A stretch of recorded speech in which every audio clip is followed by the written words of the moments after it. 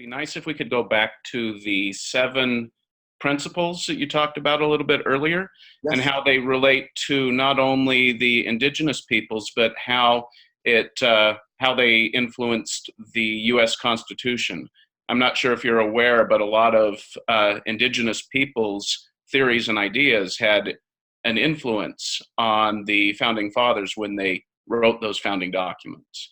And how much do you know about that? How much do you think that had an influence? I mean, from what I know, the what was the four or five tribes in the northeast area, especially around New York. The Iroquois, yes. Yeah, the Iroquois. They, from what I remember from their stories about how they formed a confederation, was that was based off of conflict. We have these tribes who are constantly in war, and they recognize that they are eventually going to destroy each other and themselves. And then they come together through what seems to be laid out as basic reasoning, and saying that we cannot keep doing this. and then they form a Confederate band, basically, with a sort of a constitution, in a sense, with basic rules for engagement, and how do we decide to share power and such, right? And as I understand, that was a direct inspiration to the founding fathers of the United States and creating the Constitution, which seems like a very fair and voluntary system, in my view, at least, considering especially what people came from over in Europe. I was just going to say that it sounds like it was almost a spontaneous evolution as a result of all the fighting. Yes, I think so, and I think that is what we're seeing in general. If we look at humanity across the world, basically, and go into deep time, what we're seeing is these basic developments where people are realizing all of a sudden, oh, we're groups of considerable size that share a territory, or are territories right next to one another, and we need to figure out how to manage that.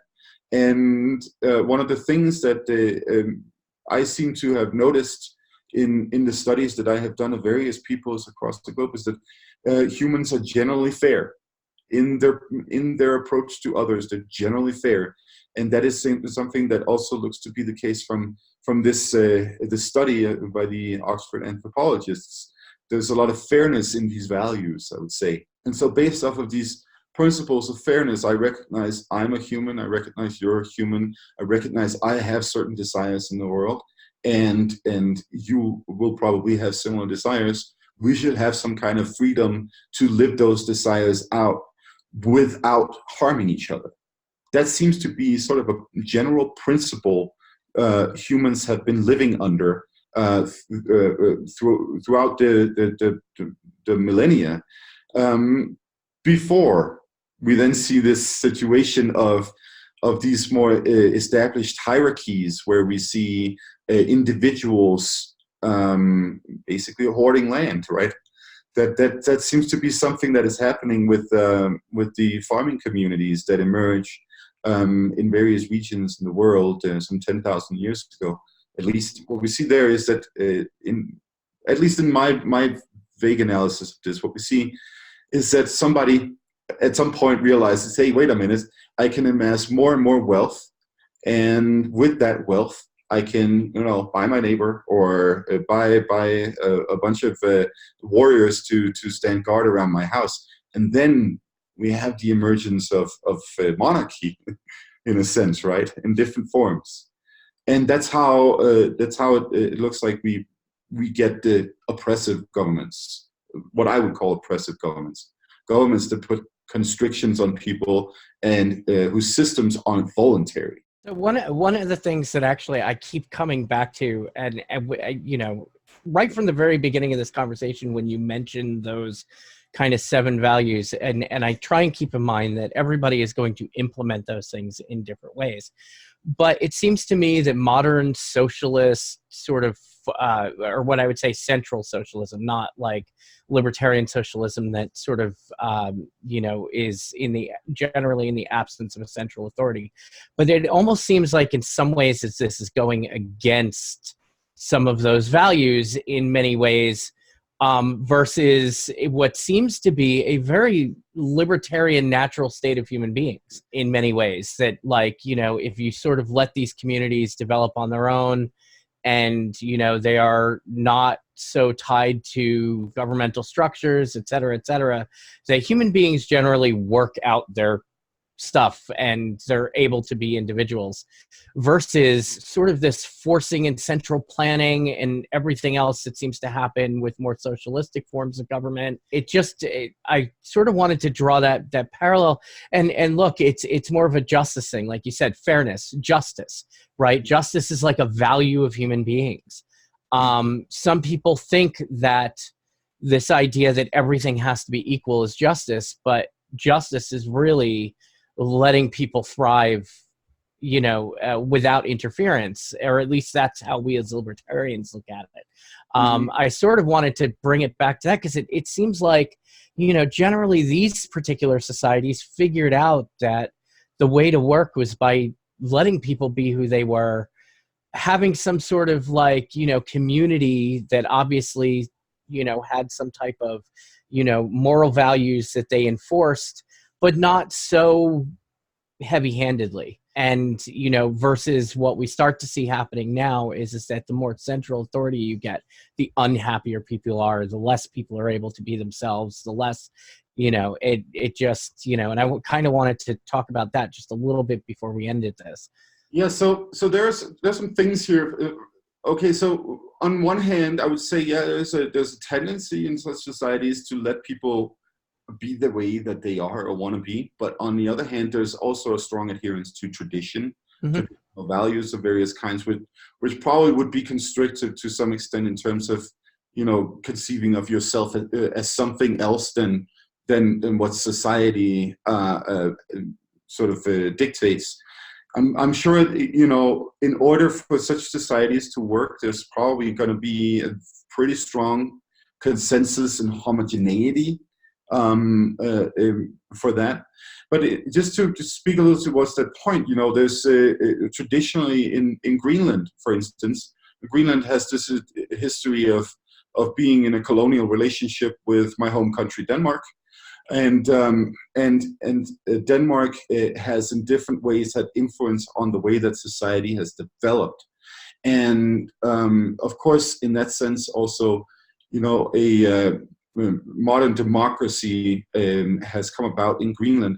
And one of the things that we have seen, historically at least, is a sort of a reluctance among the indigenous population in Greenland to actually wanting to participate in that democracy, because they did not feel that it was right for them to make decisions on behalf of others.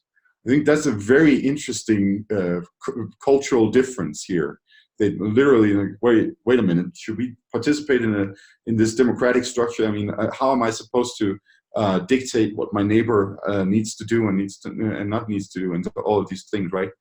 So that's an interesting point right there. But on the other hand, it might be possible to sort of say that, yes, with the more centralization you get, you probably also have more discontent in a society. But on the other hand, then society seems to also be, devising ways in which to keep people more or less content. One of the things that we see, for instance, that we've been seeing in Western societies, is that the more access you have to the basic things, and sort of in Maslow's pyramid of what human needs, right?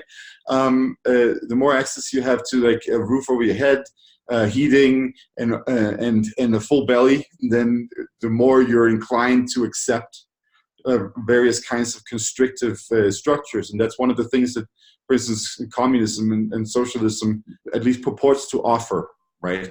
That we are going to fill your bellies, and then you just be a peasant over here while we do that. That's the promise and the hope for socialism and communism, and so far they haven't been able to produce what they promise, but every aspect of society has a lot of issues.